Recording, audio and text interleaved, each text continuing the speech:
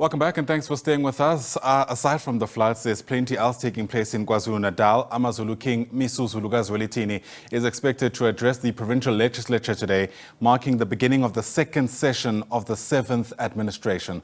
That's ahead of the address by Premier Thami Ntuli expected tomorrow, which will outline government's policies for the year ahead. It's otherwise known as the State of the Province Address.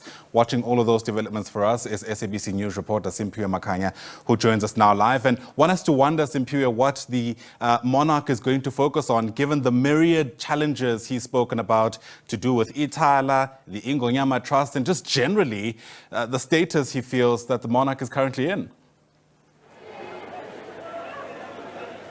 Absolutely, I understand. In fact, as you mentioned, the issue of Ithala SOC, of course, that is something that perhaps many people who are attending this particular official opening of the legislature are actually looking forward to, because last week the king, when he was addressing Amabutho in Mbizo that was held in KwaNongoma, did make mention of the fact that as the king of the Zulu nation, he is quite concerned about the imminent closure of Ithala Bank. And of course, that's not the only issue, Ayanda. A plethora of other issues are expected, to be, spoken about here when the king speaks to the subjects, as well as the leaders of various political parties who are attending this particular event. And of course, let me engage one of those leaders here, Ayanda, from the Democratic Alliance, but in his capacity now as the MEC responsible for finance in KwaZulu-Natal, Mr. Francois Rogers. Thank you so much, Mr. Rogers, for your time. What are you expecting the king to say, particularly at this very difficult time for the province of KwaZulu-Natal? Look, what I'd like to hear from His Majesty today? I'd like us to start talking about rural economies, whether it's in the agricultural or commercial sector.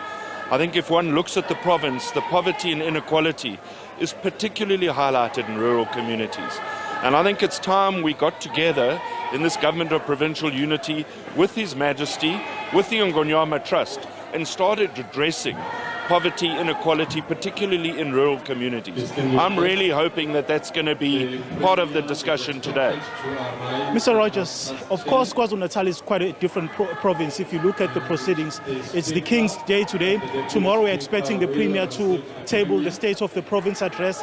Why are you not combining the two events in order to save funds? Look, obviously it's not a decision that I make out of Treasury. It's a discussion that I think it's a political discussion that needs to be held between the office of the Speaker and the royal household. But I think it's a discussion that we need to undertake. And I think it's got to be a progress of consultation, come to an understanding so that whatever we do is cost effective. Because ultimately, I believe we should be focusing every single rand and cent in driving a sustainable economy, creating jobs, and dealing with poverty and inequality. But Mr. Rogers, this is not the first State of the Province Address. Of course, this is the second one with you being at the helm of Treasury in the province. Help us understand how long it's going to take for those negotiations to actually start bearing fruit. Well, I suppose they could say, how long is a piece of string? It depends on the dynamics. And obviously there are dynamics. I think His Majesty is new to the throne.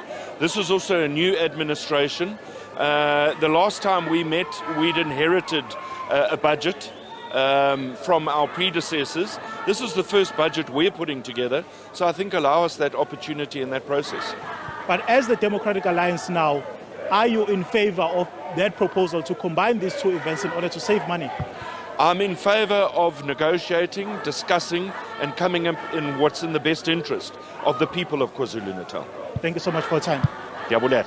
Mr. Francois Rogers is the MEC for Finance in the province of KwaZulu-Natal. Of course, he's also a leader of the Democratic Alliance in the province, not wanting, of course, Ayanda, to give clarity in terms of the position of the Democratic Alliance with regards to, these two events being perhaps meshed to actually combine them to save costs. Of course, the issue of finances is always a thorny one, particularly in a province like KwaZulu-Natal. We have heard, many government departments citing the fact that they have these financial constraints and therefore they cannot perform, some of the critical, functions that they have to perform. You talk about the issues of, doctors who have been protesting, some of them. In fact, as we speak to you, Ayanda, there's a group of Izinduna who are actually holding a picket near this very venue where we are, who are also complaining about their issues, which particularly pertain, to issues of payment, as well as just their, role in society. I'm going to step out of the shot, Ayanda, and give our viewers a sense of what is currently happening now. You can see perhaps if I step out of this shot, my colleague is perhaps able to show you Amabutho who have gathered outside this venue where King MisuZulu kaZwelithini is going to be opening the provincial legislature of KwaZulu-Natal in a very short while from now, Ayanda. The intersections of culture and governance in some ways playing themselves out there. Simphiwe Makhanya watching all of those different moving parts. Live to us there from Pietermaritzburg. Thanks very much indeed.